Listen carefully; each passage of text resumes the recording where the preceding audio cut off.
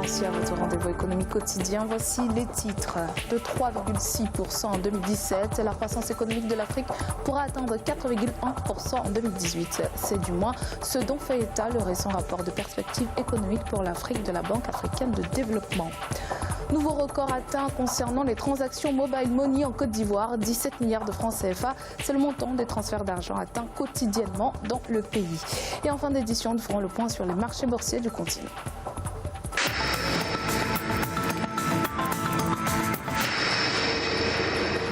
La Banque africaine de développement a publié le 17 janvier son rapport de perspective économique pour l'Afrique. Elle table ainsi sur un taux de croissance de 4,1% pour cette année 2018, une nette augmentation par rapport à l'année 2017 qui a connu une croissance de 3,6%. Cette prévision montre un taux de croissance fort ou faible selon les régions du continent, mais dans l'ensemble, cette évolution devrait être continuelle. Cheikh Omar Bandaogo. De 3,6% en 2017, la croissance économique de l'Afrique devrait s'accélérer pour s'établir à 4,1% en 2018 et 2019. Cette prévision ressort du rapport de perspective économique de la BAD, la Banque africaine de développement. Le rapport rendu public le mercredi 17 janvier 2018 fait noter néanmoins des disparités selon les régions du continent. L'Afrique de l'Est demeure la sous-région dont la croissance est la plus rapide. Elle devrait rester dynamique et atteindre 5,9% en 2018, puis 6,1% en 2019. La croissance de l'Afrique du Nord devrait s'accélérer pour atteindre 5,1% en 2018, puis ralentir pour s'établir à 4,5% en 2019.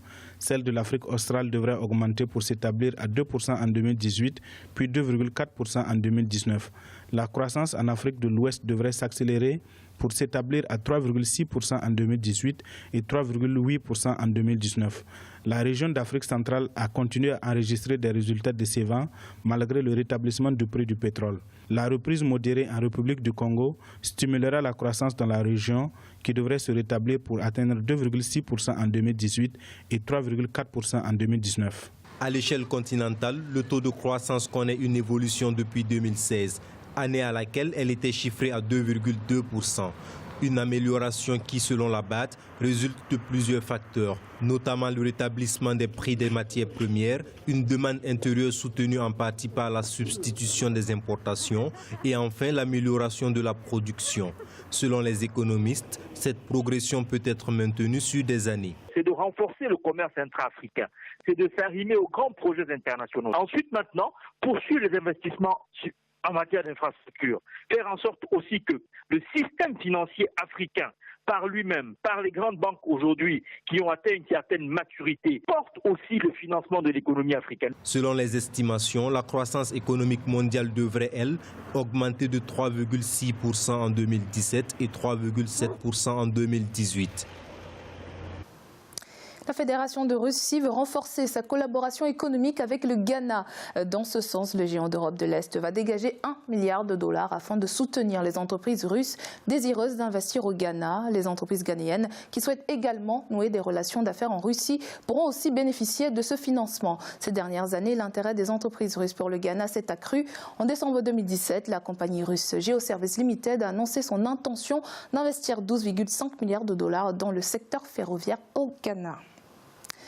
Il va sans dire que le mobile money connaît une croissance fulgurante depuis des années en Côte d'Ivoire. En effet, les récents chiffres font état de plus de 17 milliards de francs CFA de transactions de transfert d'argent par mobile money, et ce, par jour. Une aubaine pour les autorités qui ont institué dans l'annexe fiscale 2018 une taxe de 0,5% sur les transferts d'argent électroniques. Des précisions dans ce reportage de notre correspondant Olivier Connard. 10 milliards de francs CFA, c'est le montant attendu de la taxe de 0,5% instituée par l'annexe fiscale 2018 sur les transferts d'argent électroniques. Les transactions de transfert d'argent par mobile money atteignent plus de 17 milliards de francs CFA par jour. Le mobile money connaît une croissance fulgurante depuis des années en Côte d'Ivoire. 10 millions de 30 millions d'abonnés à la téléphonie cellulaire ont un compte mobile money. En plus du transfert d'argent, ces comptes sont utilisés pour le paiement des factures et frais d'inscription ainsi que le commerce en ligne. Pour les spécialistes du secteur, l'imposition d'une taxe de 0,5% sur le transfert d'argent n'est pas de nature à freiner la progression des transactions. On va atteindre un niveau très élevé dans les 2 ou 3 ans qui viennent, quand on aura atteint les 20 millions ou 30 millions d'abonnés qui auront un compte mobile money, et puis progressivement, on va atteindre le stade de maturité, il faut compter dans les 5 ans à venir. Pourquoi le mobile money progresse? C'est simplement parce que nous avons un taux de pénétration bancaire faible. Si les opérateurs bancaires font de telle sorte qu'il y ait un accès plus grand au niveau des opérations bancaires, effectivement, le mobile money va baisser. Le mobile money est un nouveau bassin de croissance pour les opérateurs de téléphonie mobile. Avec l'Internet, ces nouvelles sources de revenus peuvent supplanter les ressources générées par les appels téléphoniques. Certains opérateurs ont obtenu de la BCEAO, Banque centrale des États de l'Afrique de l'Ouest, des licences d'établissement de monnaie électronique. L'autorité de régulation des télécommunications de Côte d'Ivoire a engagé des discussions avec la BCEAO afin d'adapter la régulation de ce nouveau segment des télécoms et de la finance. Tout cela permettra à l'État de gagner parce qu'on maîtrisera mieux les flux financiers.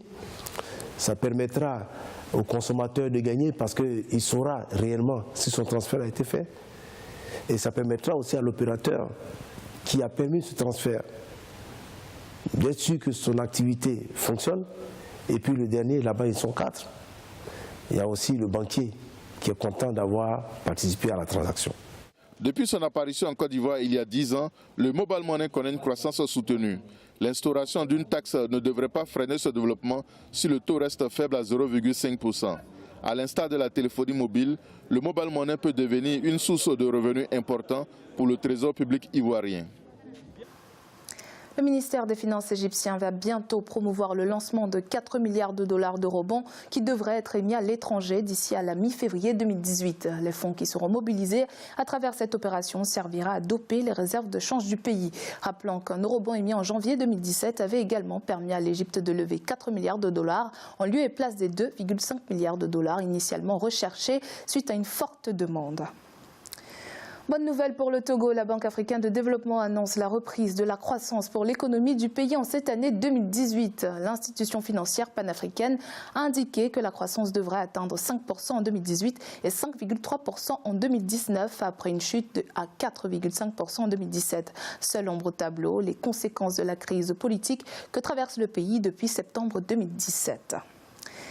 Il est à présent l'heure de faire le point sur les marchés boursiers du continent. En Afrique australe et océan Indien, l'indice All-Share de Johannesburg progressait de 0,31%. L'indice de Nairobi enregistrait une hausse de 0,94%. La bourse de Maurice était en hausse de 0,15% et l'indice du Botswana perdait 0,04%.